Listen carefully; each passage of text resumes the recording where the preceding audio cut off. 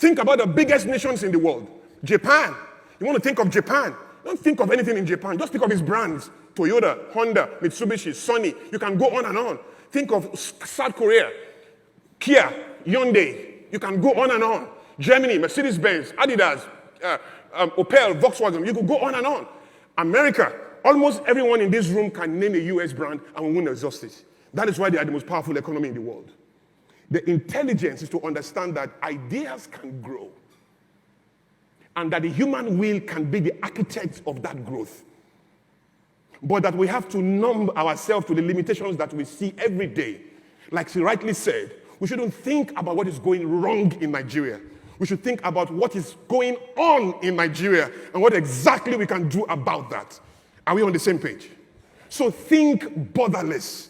Borderlessness is the ability of the human spirit from one spot to spot value anywhere in the world and to be able to create solution blueprints that connect to that value, attracting purchasing power and traction from anywhere in the world, meeting it in headquarters in Lagos or Abuja or in Tokyo or in Banjul or in Conakry or somewhere in Senegal. That is the way it works. Be borderless in your thinking. Now, if you now have the necessity to move your body in your borderlessness, so be it. But before your body moves, your ideas need to move. And that is an intangible thing. The CEO of Rolls-Royce said many years ago, the future will find less and less of developing, underdeveloped and developed nations. The future will find more and more of smarter smartest nations, particularly those who can author their contents in digital format, especially. And so tech has come. The future is a technocracy. It's about people who create ideas, otherwise called technologies, and those who manage them. That is how the future is going to work. And so there's no business in the future. Let me tell you for free. There's no business in the future, and I'm a futurist. I've been doing this thing for over 20 years. There's no business in the future that will not be driven by technology. It doesn't matter what you do. This thing we are doing here in the future is luxury. To have the benefit of human contact in the future, it's going to be very expensive. The future of human contact is no contact at all. So that we have to pay a lot of money to have contact. Now, that will destroy us on many levels. It will alter our conditioning and our design on many levels, but that's our reality. On a bigger tip, I can explain why that is critical for another superior conversation, particularly if we want to bring the Antichrist to the picture. But the truth is, whether we like it or not, the future has less and less of human contact to guarantee the human function and human malfunction that will breed problems at a higher level that evil is coming to solve so that there can be peace and peace and peace in the land and it can have its future. So let me land on two ideas. The first of all is, what will entrepreneurs do? What entrepreneurs do is very simple. Embrace brain gain. The diaspora must understand its own responsibility. I am convinced by the Spirit of God and by facts and study that no nation in the world will grow without its diaspora. Diaspora has always been the blessing of nations.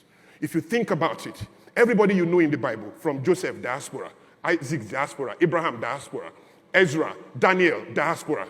Even the idea of Jesus coming down, diaspora, that God came down, diaspora. Jesus went to Egypt, diaspora, coming back home. Israel being formed in a day, diaspora. There is no nation that has grown without a collaboration and organization of its weighty diaspora. The brain drain that we'll experience has now been converted into a potential brain gain. And that gain must be understood by organizing to wake up the diaspora to its socio-economic and political destiny in the continent. The way that we work is that every year, about $48 billion is sent home in remittances. That $48 billion is so huge, it's the biggest income in the continent. But guess what is coming to solve? Welfare economics. Money for shoe, for house, for rents, and all of that. And we know that anybody living abroad sending money home is sending less than 5% of his income. About 95% is still sitting dark in his host country. Now, if we mobilize Africans to begin to understand that they can repatriate just 20% without losing the 5% that they had before, take another 15% and repatriate it home. But that repatriation now is not for welfare economics, it's for investment in ideas. such that it's not just Americans who are investing in Florida Wave or in Jumia or in any of these countries. Africans can pull resources together and be the one funding the local ideas here. That is the association between local ideas and global relevance. The idea that we will pull funds in our brain gain and bring it home to fund ideas. So we need more incubators made by Africans for Africans, more accelerators made for Africans by Africans, intentionally searching for ideas, investing in ideas.